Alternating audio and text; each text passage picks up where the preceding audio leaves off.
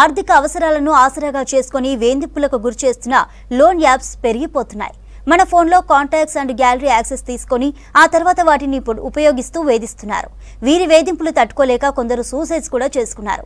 వీటిని తగ్గించేందుకు పోలీసులు గూగుల్తో కలిసి యాప్స్ ని రిమూవ్ చేయడంతో పాటు ప్రజల అవగాహన వచ్చిన తర్వాత ఆయా యాప్స్ ని లోన్స్ తీసుకోవడంతో కొత్త రకంగా జనాలు మోసం చేస్తున్నారు. ప్రముఖ కంపెనీల పేర్లను వాడుతూ జనాలను వేధిస్తున్నారు.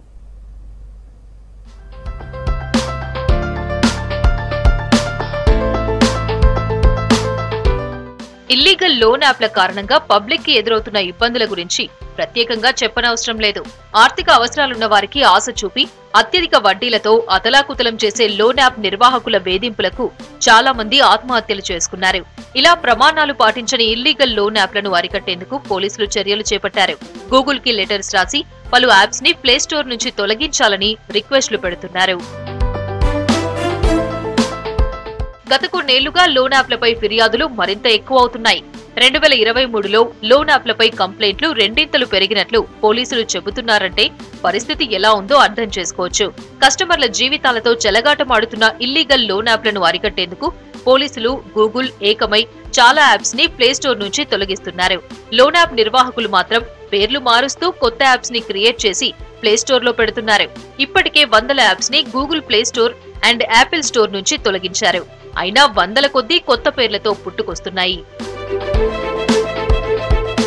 ప్రధాన నాన్ బ్యాంకింగ్ ఫైనాన్స్ కార్పొరేషన్ నుంచి పర్మిషన్ తీసుకుని లోన్స్ ఇస్తున్న సంస్థల పేర్లు వాడుకుని ఫేక్ యాప్స్ ని క్రియేట్ చేస్తున్నారు లోన్ యాప్ నిర్వాహకులు. ప్రధాన బ్యాంకులతో పాటు కొన్ని ప్రైవేటు బ్యాంకుల పేర్లను కొద్దిగా మార్చి లోన్ యాప్స్ ని క్రియేట్ చేసి ప్లే స్టోర్ లో అందుబాటులో ఉంచుతున్నారు. సైబర్ క్రైమ్ పోలీసులు, కేంద్ర హోంశాఖ ఎన్ని లోన్ యాప్స్ ని గుర్తించి వాటిని గూగుల్ నుంచి తొలగించినా అంతకంతకు కొత్త ప్లాన్స్ తో లోన్ యాప్ నిర్వాహకులు ఈ యాప్స్ ని సృష్టిస్తున్నారు.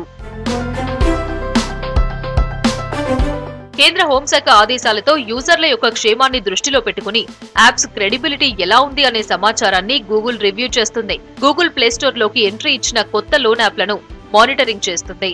ముఖ్యంగా తక్కువ టైంలోనే హై రేటింగ్, ఒక్కసారిగా రేటింగ్స్ కుప్పకూలిపోవడం, ప్రమాణాలకు దూరంగా ఉన్న యాప్స్ సమాచారాన్ని రిపోర్ట్ చేస్తోంది. రూల్స్ బ్రేక్ చేసిన దాదాపు 3500 యాప్లపై గతేడాది చర్యలు తీసుకున్నామని చెబుతున్నారు అధికారులు. లోన్ యాప్ బాధితులు రాష్ట్రంలో భారీగా ఉంటున్నారు. హైదరాబాద్ తో పాటు ప్రధాన నగరాల్లోని యువకులు యాప్స్ ని ఇన్స్టాల్ చేసుకుని లోన్లు తీసుకుని ఆ తర్వాత ఇబ్బందులు పడుతున్నారు. లోన్ యాప్ ఇన్స్టాల్ చేసినప్పుడే మన ఫోన్లో ఉన్న డేటా, కాంటాక్ట్స్, ఫోటోలు అన్నీ యాప్ నిర్వాహకుల చేతికి వెళ్తున్నాయి.